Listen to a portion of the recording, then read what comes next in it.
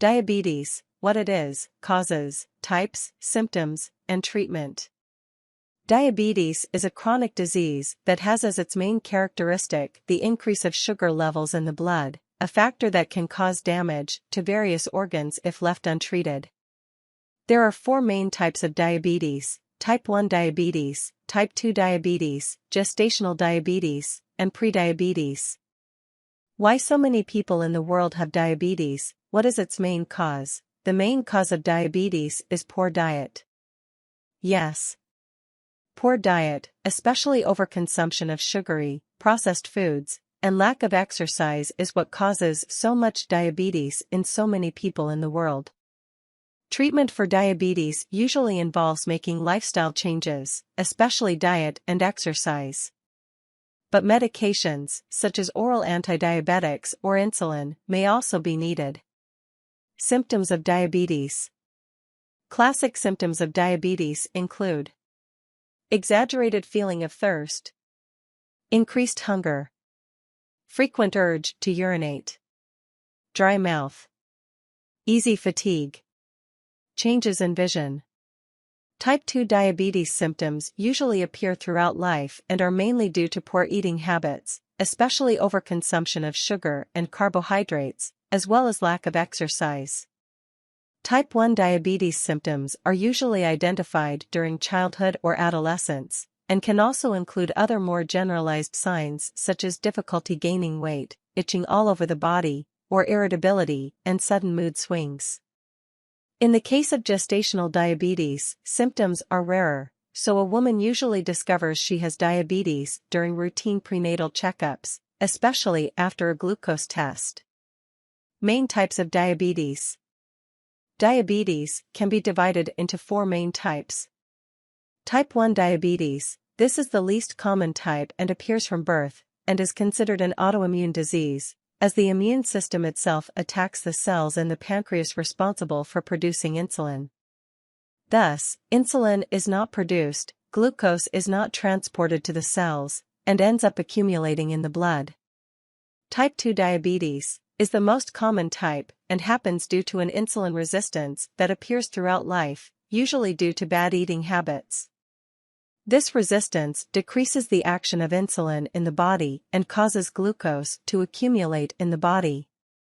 Gestational diabetes is a type of diabetes that happens only during pregnancy and is related to the production, by the placenta, of other hormones that block the action of insulin. Prediabetes: this happens when the blood sugar level is increased but is not yet high enough to make a diagnosis of diabetes. Besides these, diabetes can also be divided into other rarer types such as adult-onset autoimmune latent diabetes or diabetes triggered by the use of medication. Another condition, known as diabetes insipidus, although it has a similar name, is not considered a type of diabetes, as it happens when the kidneys remove excess fluid from the body and is not directly related to insulin or blood sugar level. Causes of diabetes. The causes of diabetes vary depending on the type of diabetes.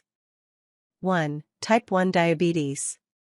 The exact cause of type 1 diabetes is not known, however, it is known that the immune system identifies the SS cells of the pancreas, which are responsible for producing insulin, and causes their destruction, and it is therefore known as an autoimmune disease.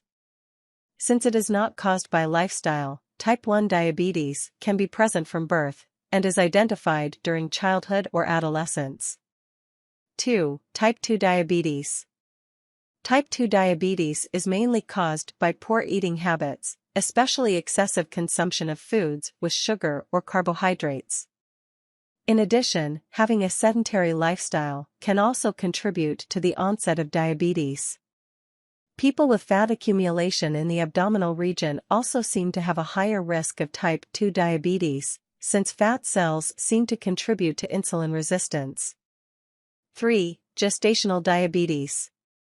Gestational diabetes develops mainly due to hormones that are produced by the placenta during pregnancy. These hormones seem to partially block the action of insulin, making it easier to raise blood sugar levels during pregnancy.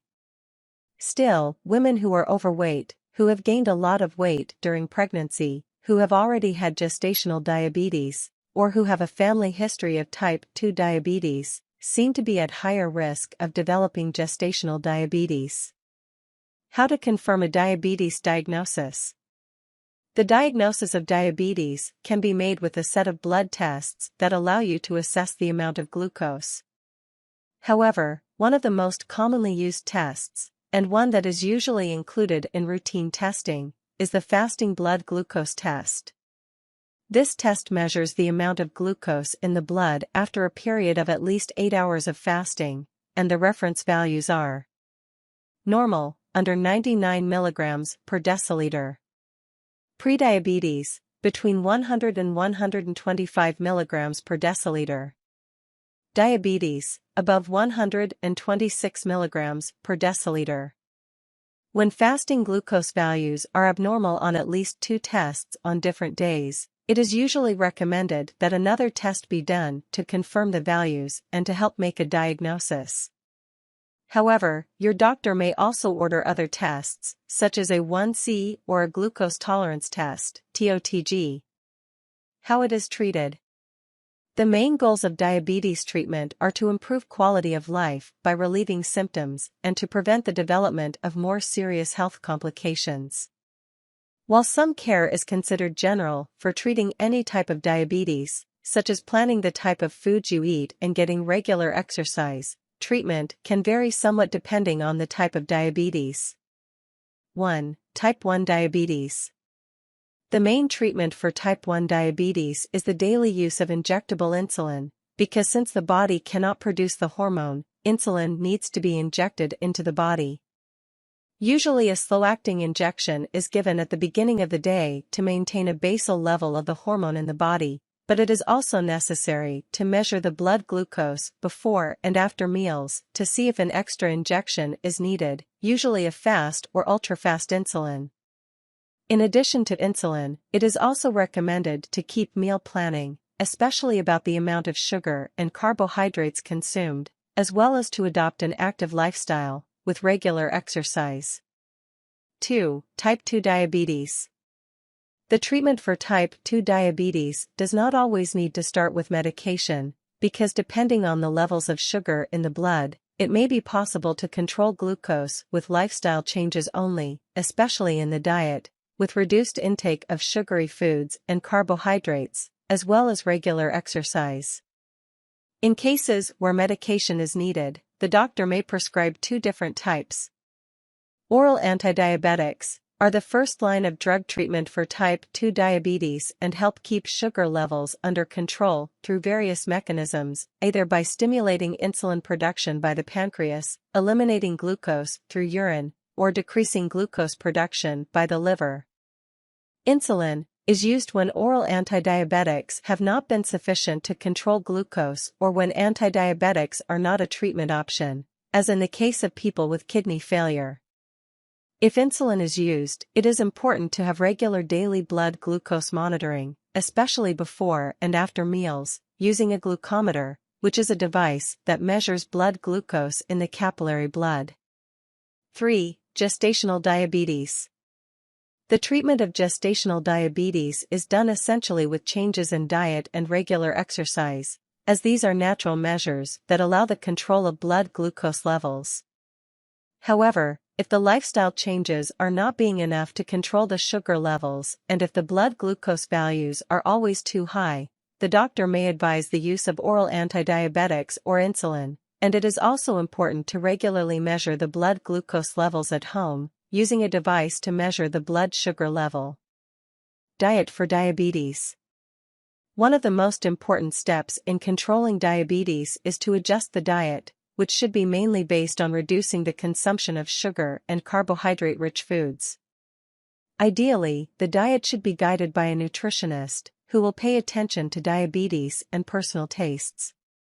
There are some foods that are considered forbidden, and one should avoid consuming them in excess as much as possible, such as sweets in general, sugar-sweetened beverages, alcoholic beverages. Other foods, such as fruit, rice, or pasta, although they can be eaten, must be eaten in moderation. There are also foods that help better control diabetes, such as whole grains, legumes, or oilseeds, for example. This type of diet can be followed in cases of confirmed diabetes, but it can also be done by those with prediabetes, as it allows to regulate the glucose levels in the blood, preventing the development of diabetes. Diabetes in pregnancy. Diabetes in pregnancy, also known as gestational diabetes, is a relatively common condition that can happen even in women who have never had an increase in blood glucose before. This type of diabetes happens due to the placenta producing hormones that partially block the effect of insulin in the body, causing blood sugar levels to rise more easily. Gestational diabetes should be identified as soon as possible to avoid complications in the baby's development or premature birth. For this reason, during the course of the prenatal visits, the doctor will usually order glucose tests.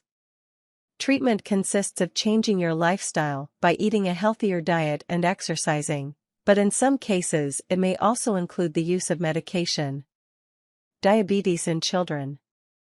Diabetes can also develop in children, causing childhood diabetes.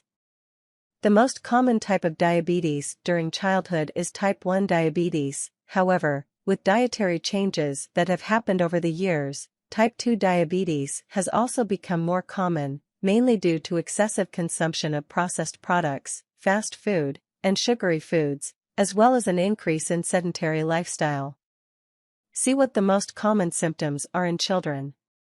Childhood diabetes should be treated as early as possible to avoid developmental delays, as well as to prevent the onset of chronic diseases at a young age. Possible complications. When diabetes is not treated properly, blood sugar levels can stay high for a long time and cause damage to various organs.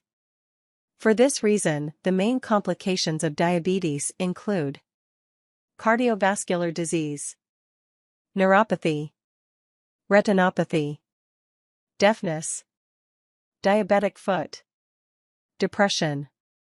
In addition, high sugar levels also increase the risk of infection, since sugar facilitates the growth and development of fungi and bacteria, and it is frequent that the person with diabetes presents recurrent urinary infections, for example. Because it promotes the development of various microorganisms and hinders blood circulation, diabetes also causes problems in wound healing. Well, I'll stop here. I hope, with this information, to help as many people as possible to take better care of their health in order to suffer less from diabetes and, in the case of those who don't have diabetes, to prevent themselves against diabetes and its effects. So, be with God, have good health, and bye.